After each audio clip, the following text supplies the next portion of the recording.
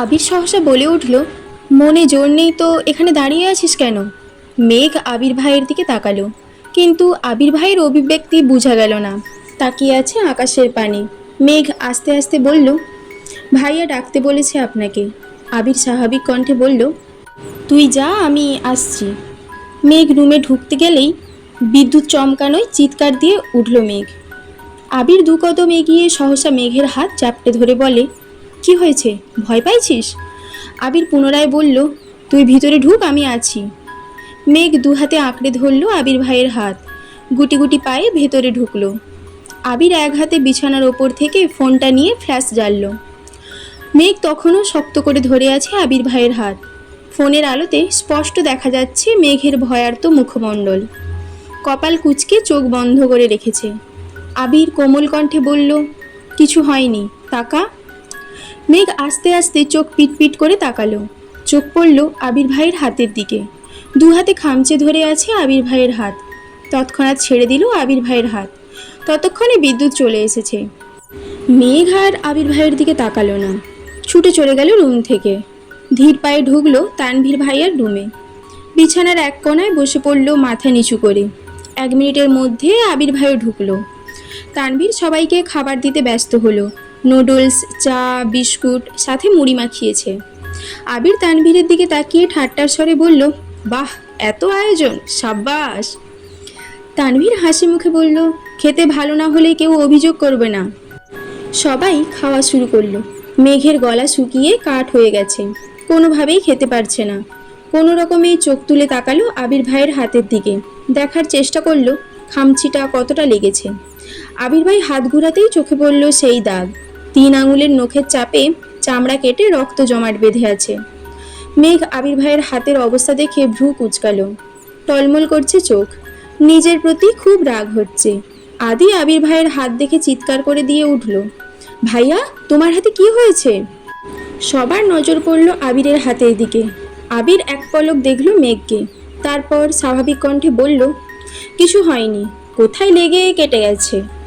তানভীরের room থেকে আবির খেয়ে চলে গেছে নিজের রুমে। 1 মিনিটের মধ্যে মেঘও বের হয়ে গেছে। কোনো দিকে না তাকিয়ে চলে গেল আবির ভাইয়ের রুমে।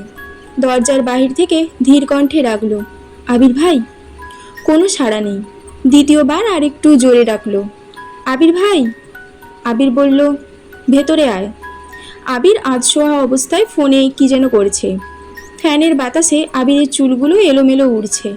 মেঘ আবির ভাইয়ের পায়ের কাছে দাঁড়িয়ে চুপচাপ চেয়ে আছে আবির ভাইয়ের হাতের পানে। আবির অকস্মাৎ বলে উঠল, কিছু বলবি?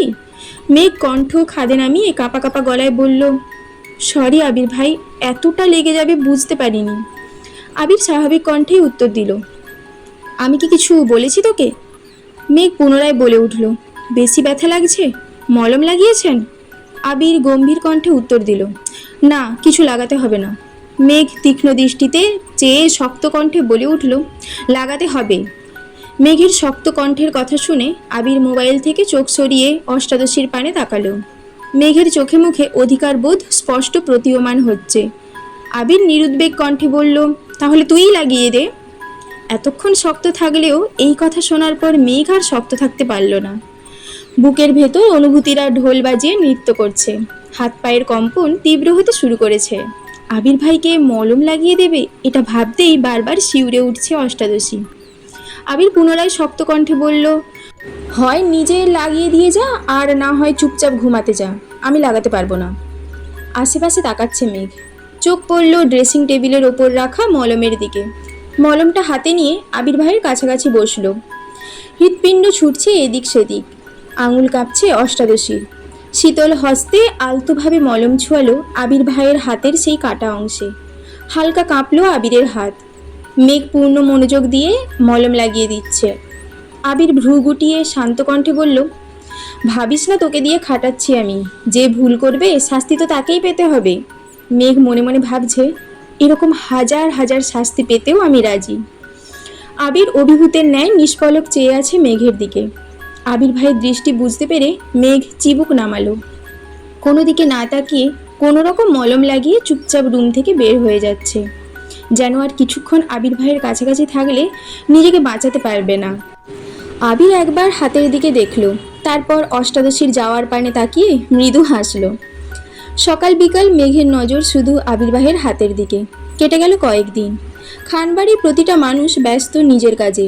ইকবাল খান সিলেট থেকে গতকাল রাতে ফিরেছেন। সেই খুশিতে সবাই জড়ো হয়েছে ড্রয়িং রুমের সাথে। বাহারি খাবারের মেলা। সবাই আড্ডা আর খাওয়ায় ব্যস্ত থাকলেও বরাবরের মতোই আবির ব্যস্ত ছিল নিজের কাজে। সামনের মাসের 1 তারিখ থেকে নিজের অফিস শুরু হবে, তাই সব কিছু গোছাতে হচ্ছে। সাথে আবিরের বেস্ট ফ্রেন্ড রাকিব আর রাসেল তো আছেই। রাকিব আর আবির প্রাইমারি স্কুল থেকে বেস্ট ফ্রেন্ড, তারপর তাদের জীবনে আছে রাসেল। বর্তমানে তারা 3 জনের জীবন এক সুতায় বাঁধা, তাই কোম্পানিও শুরু করেছে একসাথে। এছাড়াও আরও 2 বন্ধু আছে আবিরের, মোবারক এবং লিমন। এই 5 জন প্রতি শুক্রবার একসাথে আড্ডা দেয়। মাঝে মাঝে তানভীরও যুক্ত হয় তাদের সাথে।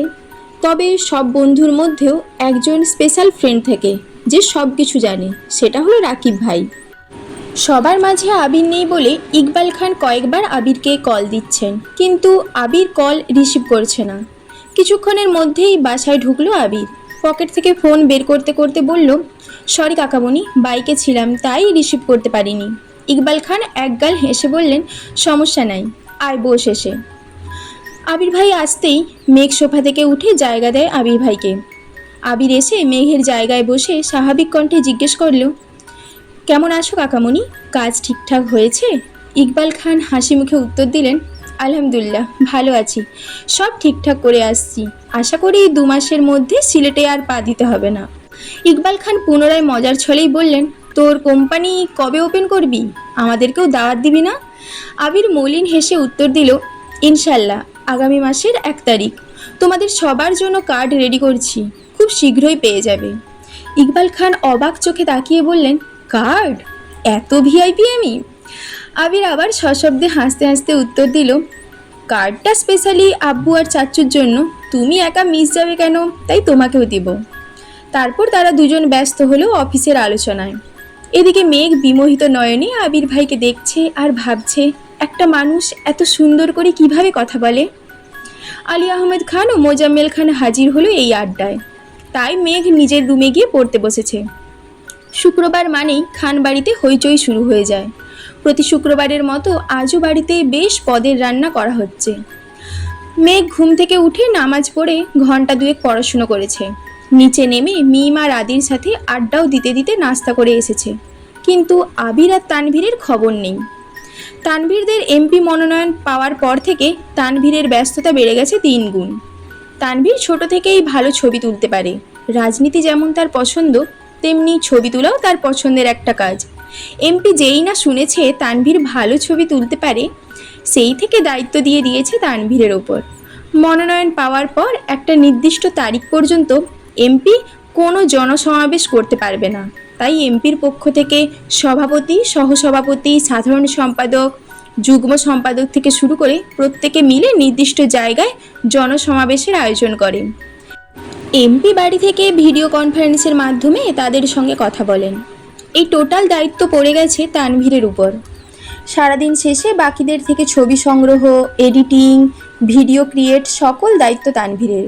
সব কাজ শেষ করে ফিরতে ফিরতে রাত 12টা-1টা বেজে যায়। মাঝে মাঝে সময় পেলে একটু আগে চলে আসে। পুরোটাই এখন এমপির মতামতের ওপর নির্ভর করে। ইদানিং আবির 8টা-9টার মধ্যে বাড়িতে ফিরে আসে। সময় সুযোগ মিললে তানভীর বাসায় এসে খেয়ে আবিরের বাইক নিয়ে আবার বের হয়।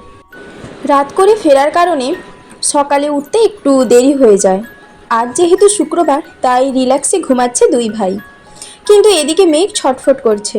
10টার উপর বেজে গেছে, এখনও আবির ভাই কেন উঠছে না, তা ভেবেই কুল কিনারা পাচ্ছে না। আবির যে বৃহস্পতিবার রাতে ঘুমায় না, তা তো অষ্টাদশী জানেই না। বৃহস্পতিবার রাত শুধু আবিরের শোকের রাত।